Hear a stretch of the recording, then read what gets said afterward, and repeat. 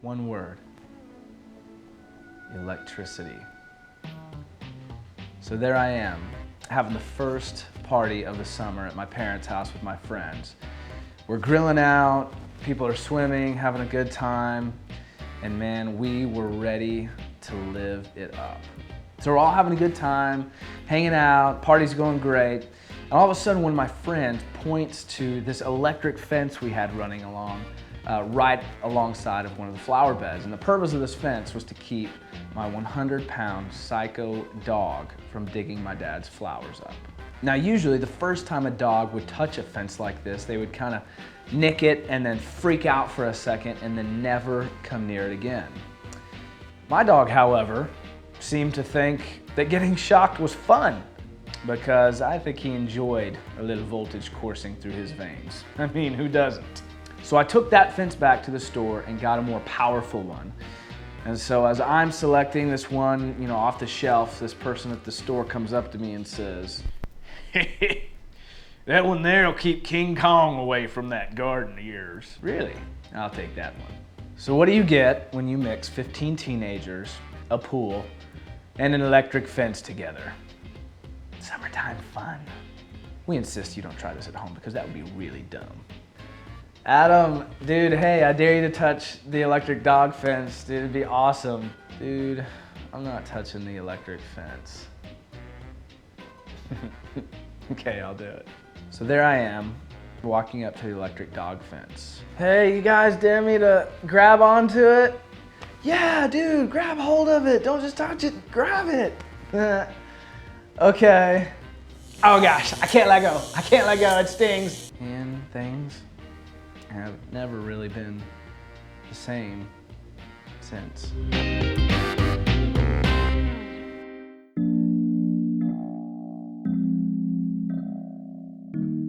Yep, one word: electricity. Now the crazy thing about it is you can't see it. You can only see what it does. It creates light. It powers buildings. It can shock you, but it's invisible. You see, when I grabbed the electric fence, I experienced electricity. Something that was invisible, but incredibly powerful. Now people could have been like, "Man, Adam, when you grab hold of that fence, dude, you're gonna get shocked, it's gonna hurt." But until I touched it for myself, I could only think what it might be like to be electrocuted. And today, I can now stand before you and say that being electrocuted is not cool. Yay, Adam, thank you for that deep spiritual insight. I'll be sure to stay away from electric dog fences. Well, you see, I'm actually not talking about electric dog fences. I'm talking about God. And you're like, "Adam, not really following you here." I know, hang with me for a second. Yeah, you see, because God is invisible. Okay, Adam, thank you for that, appreciate that. No, seriously, God is invisible. I've never seen him. I don't know what he looks like. I don't know if he has a beard or if he, parts his hair on the side.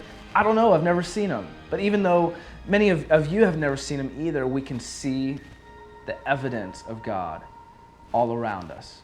I mean, we can watch as God does amazing stuff in our lives, our friends' lives, and our family members' lives. My question to you is this: is God real to you? And now many of you will say, "Adam, I'm down front during worship. I go to church every week." No. Have you experienced God before in your life? Is God real to you? Or, man, is he just something you've heard about from other people or your parents? There's a story in John chapter 9, man, where Jesus and his disciples are walking along and they pass by this blind man who the Bible says has been blind from birth. And so Jesus kind of stops where this guy is and he spits in the dirt and makes some mud. Very unusual method. Anyway, so he puts this mud in the guy's eyes and he goes and tells him to wash in this particular pool of water where people who were crippled or had diseases would go and wash themselves, hoping that they would be healed. And that's exactly what he did, man. This guy went and he washed in this pool of water. I mean, he simply did what Jesus asked him to do. The Bible says that this guy who had never seen the sunrise, had never seen a field of flowers in the springtime, all he had ever seen was darkness, could now see. And everyone that knew this guy was completely amazed because, hey, I mean, they knew that this guy had been born blind from birth. And so they started asking him, man, what happened? Tell us about it. Who's this Jesus guy? And so the blind man's pretty much like, man, here's the thing. I don't know who he is. I couldn't see him, when he was doing this miracle on me. All I knew is that this guy, Jesus, spit in the mud and then, bear with me, he put it in my eyes. Yeah, I know it's a little bit gross. But man, I did what he told me to do, and now I can see. The Bible goes on to say that these religious leaders called the man inside the temple and basically said, listen, we don't like this Jesus guy. Just be honest with us. We know none of this is true. And the guy was like, no, seriously, this happened to me. I'm telling you guys, you have to believe me. The Bible says they didn't believe it happened. And they got so frustrated with him because, man, they wanted him not to claim Jesus. But this guy over and over and over again said, no, listen, you guys do not understand. He healed me. I couldn't see. I can see now. This is my story. It's the truth. It really happened. I'm not backing down from it. This really happened. So Jesus finds out that these religious leaders, these Pharisees, get so fed up with the guy that they throw him out of the temple. And I mean, they don't believe him. And so Jesus goes up to the guy who once was blind and says this in John chapter 9, verse 35 through 37. Jesus heard that they had cast him out. Having found him, he said, "Do you believe in the Son of Man?" He answered, "And who is he, sir, that I may believe in him?" Jesus said to him, "You have seen him, and it is he who is speaking to you." He said, "Lord, I believe." And he worshiped him. This blind man, who didn't even know what Jesus looked like before, put his faith in Jesus, and for the first time in his life, he could see. God became real to him that day. Not just someone that he'd heard about from his friends, not just someone that his parents had told him about. You see, that day, he experienced a very real and powerful God. But my question is, have you? Have you experienced God? Is God real to you? Or is he just someone your parents tell you about or your friends tell you about? Now let me just say, man, that many of you have questions about God, and that's perfectly okay. This blind guy, he didn't know who Jesus was or where Jesus was born or all of that. He didn't know anything about Jesus. All he knew is that once he put his faith in Jesus, his life changed. And that same faith that this blind man had is all that you need to experience God for yourself, to find out whether or not he's real.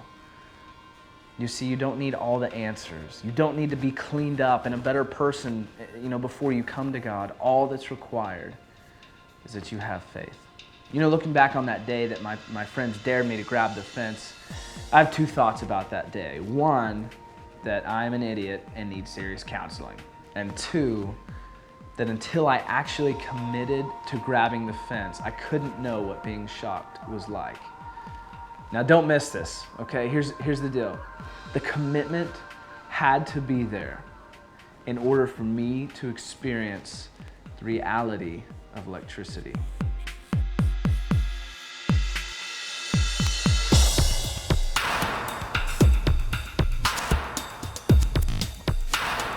If you're ever going to experience the reality of God, you have to first commit to follow him. You'll never experience God and know if he's real if there's no commitment.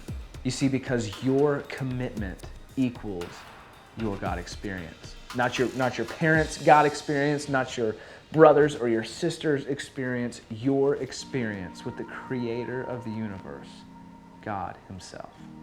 And you'll find out for yourself whether God is real or not.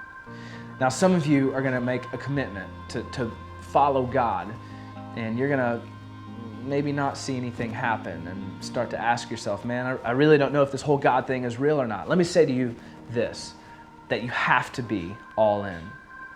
You have to be all in. The commitment can't be a half commitment. It has to be all of you. You see, because in Proverbs 3, it says this, "Trust in the Lord with all your heart, and do not lean on your own understanding. In all of your ways, acknowledge Him, and He will make straight your paths. You see, because without a wholehearted commitment to follow God, man, you may never truly experience what God is like. You see, the Bible calls it faith, and without faith, it's impossible to please God. So, is God real? I challenge you to find out for yourself.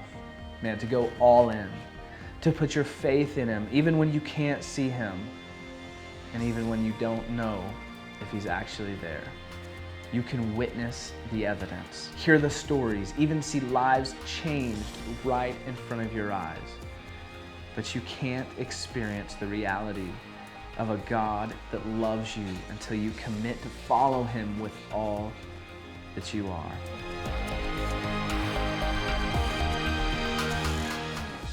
God is real.